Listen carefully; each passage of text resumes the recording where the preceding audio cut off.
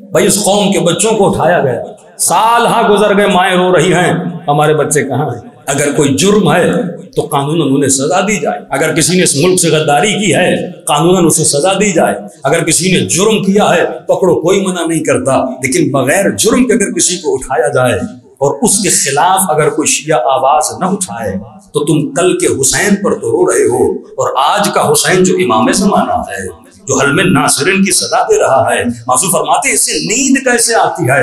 جو خود پیٹ بھر کے سو جائے لیکن اس کے ہمسائے میں کوئی بھوکا سو جائے، تو اپنی بیٹی کی شادی کرا کے تو خوش ہو جاتا ہے، لیکن اگر تجھے یہ پرواہ نہ ہو کسی مومن کی بیٹی صرف اس لیے بیٹھی ہوئی ہے کیونکہ اس کے باپ کے پاس جہیز کے پیسے نہیں ہے، یہ جوان بھوکا اس لیے بیٹھا ہوا ہے کیونکہ اس کے پاس 25,000 کی نوکری نہیں ہے، تو یہ حسین حسین کرنا تجھے کوئی فائدہ نہیں دے گا۔ حسین کا مطلب یہ ہے کہ قاتل کو بھی پانی پلاؤ۔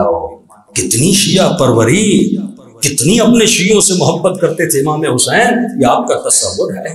میں نے جناب جون کا واقعہ سنا ہے، جناب سعید کا واقعہ آپ نے سنا، کتنی محبت کرتے امام حسین۔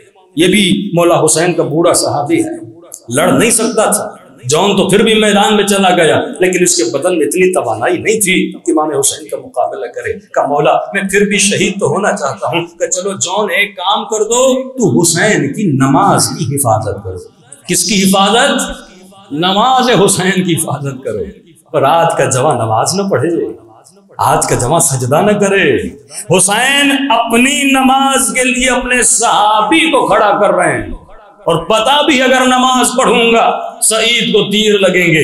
کہتے تیروں کی بارش ہونا شروع ہوئی، پورا سینہ تیروں سے چھلنی ہو گیا، لیکن بوڑھا تھا، جب خون بہنے لگا، جب بدن زمین پہ گرنے لگا، لیکن ابھی تک مولا حسین کی نماز ختم نہیں ہوئی تھی، تو سعید نے دونوں بازو اپنی کمر پہ رکھ لیے اور کہا اے بدن اتنی دیر مہلت دے کہ میرے آقا کی نماز ختم ہو جائے، کہیں ایسا نہ ہو تو تھوڑا سا جھکے اور کوئی تیر میرے مولا کے بدن پہ جا کے لگے۔ کہ اے بدن تھوڑے اور تیر کھالا تاکہ میرے حسین کی نماز پوری ہو جائے۔ یہاں امام نے کہا السلام علیکم ورحمۃ اللہ وبرکاتہ، یہاں سعید زمین کربلا پہ گرا، حسین دوڑے دوڑے گئے، سر کو گود میں لیا، سعید مر رہا ہے، بدن سے خون بہ چکا ہے، مقام شہادت کے قریب ہے۔ اس نے یہ نہیں سوچا کہ سعید تو نے تو حسین کی نماز بچا لی، تو نے تو اتنے تیر کھا لیے، لہٰذا امام حسین تجھ سے راضی ہو گئے ہوں گے، لیکن سعید بے چین ہے، تڑپ رہا ہے۔ کس چیز کے لیے تڑپ رہا ہے؟ حالانکہ جانتا ہے میں نے اپنی جان کو مولا پہ قربان کیا ہے،